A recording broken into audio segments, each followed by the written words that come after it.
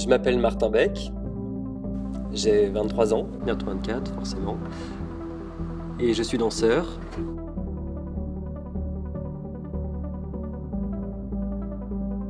Quel a été ton premier contact avec la danse ?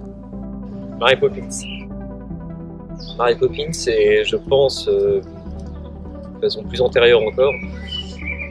Quand j'étais tout petit, comme mes parents, mon père, du côté de mon père, c'est des manouches. À une époque, tous les dimanches, c'était la grosse beuverie à la maison. Il y avait de la musique à fond et ça dansait beaucoup. Je pense déjà que je dois avoir ce côté un peu dans le sang qui est resté, qui était là depuis le début. Et ensuite, c'est en découvrant les films musicaux, les Demoiselles de Rochefort, Mary Poppins, Le Magicien d'Oz, que je me suis mis très vite à danser en fait, tout seul, dans ma bulle, dans ma tête. Et... après, j'ai fait de la danse du CP finalement jusqu'à la 6e. Avec du classique après un an de modern jazz. Et puis, la vie a fait que j'ai dû m'arrêter. Et qu'est-ce qui t'a fait revenir à la danse alors ? Qu'est-ce qui m'a fait reprendre la dépression, je crois bien. Pour me guérir d'une certaine façon, oui, j'ai repris la danse pour ça. Du coup, quand tu as repris la danse, tu t'es vraiment dit je vais en faire mon métier ou c'était d'abord juste un loisir ? Ça a été pour le coup radical, c'est... Non, d'ailleurs j'ai repris la danse parce que je passais naïvement le concours d'entrée au conservatoire de Paris. D'accord. Donc, non, pas de Paris, de Boulogne. Aujourd'hui, tu dirais que ça t'apporte quoi de danser ? Déjà moi, je me suis trouvé moi, je pense, du moins une partie de moi. C'est-à-dire que je me sentais plus inutile dans ma vie et dans la vie en général.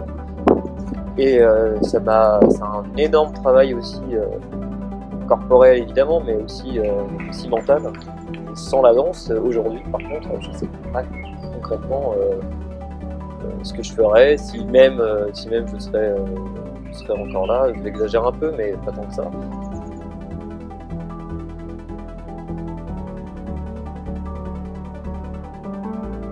Quand tu danses, qu'est-ce que tu ressens ? C'est un moment d'hyper-concentration ou au contraire c'est un moment où tu lâches tout ? Ça dépend, c'est les deux à la fois.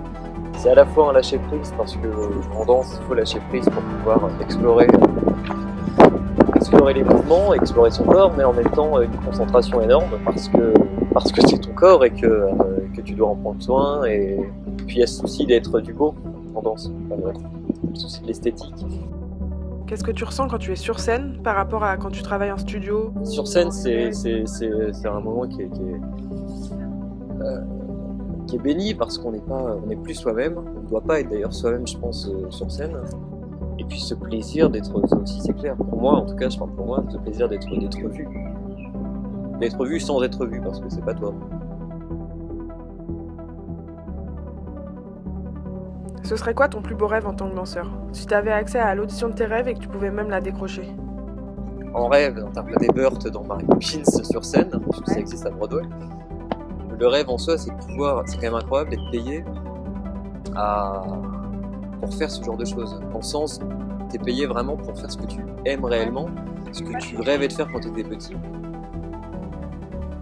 Du coup, tu donnerais quel conseil à quelqu'un qui voudrait devenir danseur ? Ce qui est le plus difficile, moi j'ai encore beaucoup de mal, mais de ne pas se poser de questions, en fait, de foncer. Est-ce que tu pourrais nous citer une rencontre, une jolie rencontre, une rencontre forte dans ta vie ? Une rencontre, je pense tout de suite d'abord à Nadine Meyer, qui a réussi à me faire aimer le contemporain et à me faire comprendre que c'était aussi ma voie et qui m'a toujours encouragé, avec elle. Je me sens tout de suite valorisé parce que je sais qu'elle me regarde, parce que je sais qu'elle croit en moi et qu'elle m'a vraiment transmis cet amour de la danse. Puis j'aurais pu passer à autre chose, mais non, ça reste une famille. Je suis très attaché à Nadine et au groupe, parce que c'est là que tout a commencé et mal à imaginer que ça puisse se terminer un jour, mais